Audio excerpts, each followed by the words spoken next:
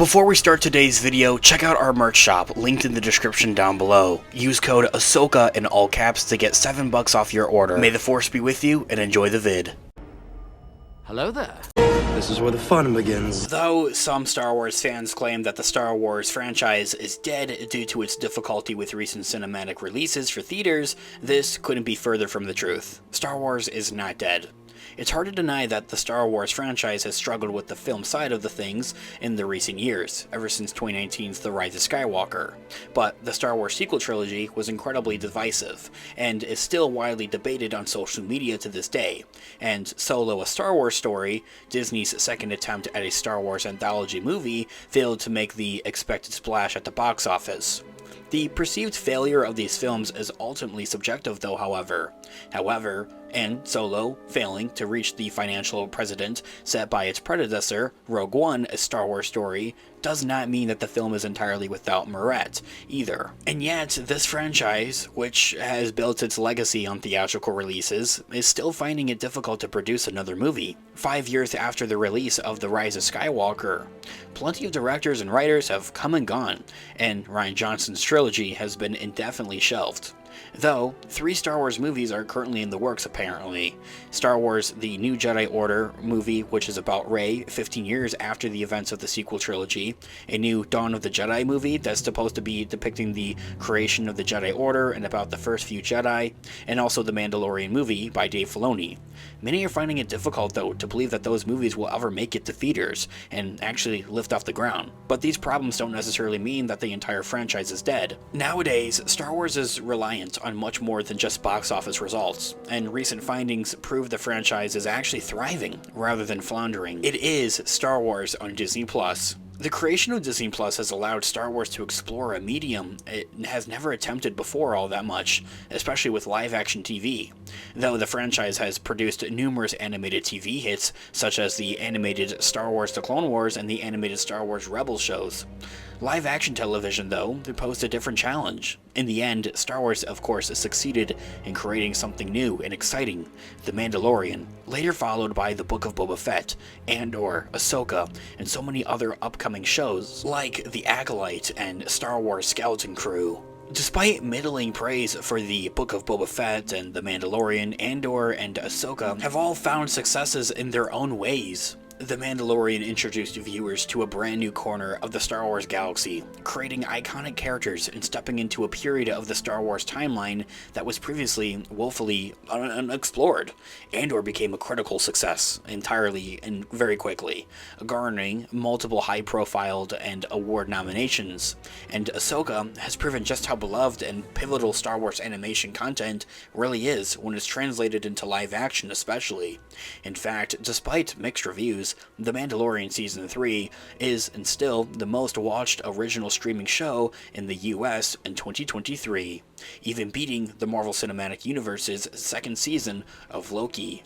The Mandalorian may not have been released in theaters, but there's no denying its impact on pop culture, and without the success of The Mandalorian, audiences wouldn't have been provided with the likes of Ahsoka, the 9th most streamed show of last year, 2023, nor would a Mandalorian movie be making its way to the theaters, by which, if I have to say, I definitely think that one's going to be the most likely to actually get off the ground and actually release, but I also do think that the Rey movie is probably going to also end up being released, unlike every other Star Wars announcement for movies in the last 5 years. Anyway, as the live-action TV corner of the Star Wars franchise only continues to grow, with The Mandalorian Season 4 now currently in the works, there's no telling what kind of success the franchise will be able to find next. So, outside of, shows or movies being released for Star Wars, what else could be out there? As reported by CNBC, Star Wars was ranked the world's biggest entertainment brand of last year, 2023, even without a single theatrical release. Fandom, one of the world's leading pop culture sites, made for and by the fans, also named Star Wars as the biggest film franchise of the year, and no movie releases though, followed by Disney, Harry Potter, and the MCU, and the DC Extended Universe. Fandom's findings were also based on 5 specific metrics: the number of content pages related to the franchise that can be found on the site, the number of fan conventions and events related to that franchise, and how culturally relevant the franchise is outside its core fan base. the amount of new content that the franchise produces, and finally, the ratings from critics and audiences as well. Coming from Fandom the Site, ranking Star Wars as even above Disney, like Disney owned Star Wars, is honestly crazy to me, and Star Wars didn't even put out a single movie. Despite the hits that Star Wars has taken since the release of its last movie, The Rise of Skywalker, though not necessarily of the financial variety, as the final installment of the Star Wars sequel trilogy had earned over $1 billion at the global box office, Star Wars has proven that it's not going anywhere. This recent success is largely due to Disney Plus and the care that Star Wars has taken in building up a new corner of the Star Wars universe there, and especially after their movies. However, Star Wars has also found success on the publishing side of things, outside of the shows and movies, and with books and novels, with the likes of the Star Wars The High Republic introducing an entirely new Star Wars era with limitless potential over the last few years. This era will soon spill over into Disney Plus though, however, with The Acolyte releasing sometime this year. Let's quickly discuss the successes of toys though, however, for Star Wars, especially this past year alone. I know, Star Wars toys are nothing of what they used to be back in the early 2000s especially, but nonetheless, they're overly successful. Not only is Star Wars still wildly successful due to its live-action TV shows on Disney Plus, but sales of Star Wars merchandise overall are still undeniably prevalent. Recently, Brand Directory named Star Wars one of the strongest toy brands of 2023, just last year, which was calculated using a specific set of metrics that make up a brand's brand strength index, or BSI, including factors such as marketing investment, stakeholder equity, and business performance.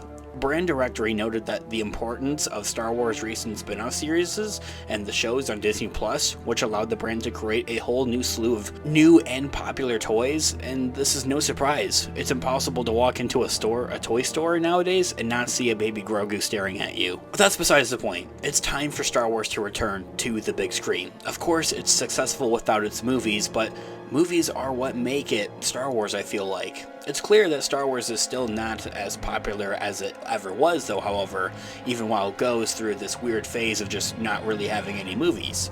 But that doesn't mean it should rely too much on Disney Plus, publishing, and toy sales to try and stay relevant. Star Wars began as a film franchise, and it should endeavor to remain known as such, without letting TV dominate its entire production slate. Thankfully, there is nothing to currently indicate that Sharmeen Obaid-Chinoy's Rey-centric film, or James Mangold's Dawn of the Jedi movie, or Dave Filoni's Mandalorian movie are getting scrapped anytime soon, and in fact, is that they're only moving forward, especially as Sharmeen Obaid-Chinoy's New Jedi Order film, or the Rey Skywalker movie, is actually reportedly going to begin filming this year in 2024. However, Star Wars needs to ensure that these movies make it to the finish line, not just because that these stories deserve to be told, which of course they do, but also to reestablish a feeling of trust between the franchise and its audience. Over the last few years, anytime a new movie was announced, only for it to be shelved a few months later, or silently cancelled. And that was later due to creative differences for the most part. That trust became just a little bit more fragile. Star Wars and all other entertainment studios and franchises have had a negative difficulties beyond their control over the last few years though, however. The COVID-19 pandemic and various other necessary strikes have also made it harder to move forward in production, but now it's time to rebuild. Star Wars is clearly thriving on the small screen, but there's nothing like a good trip to the cinema to watch the latest Star Wars release. Everything comes together when the lights dim and those familiar yet awe-inspiring galactic logo comes to the screen, taken on by a magical, memorable score. Star Wars has everything it needs to entice people back into a movie theaters now. Goodwill, recognition, and a plethora of talent just waiting to get started.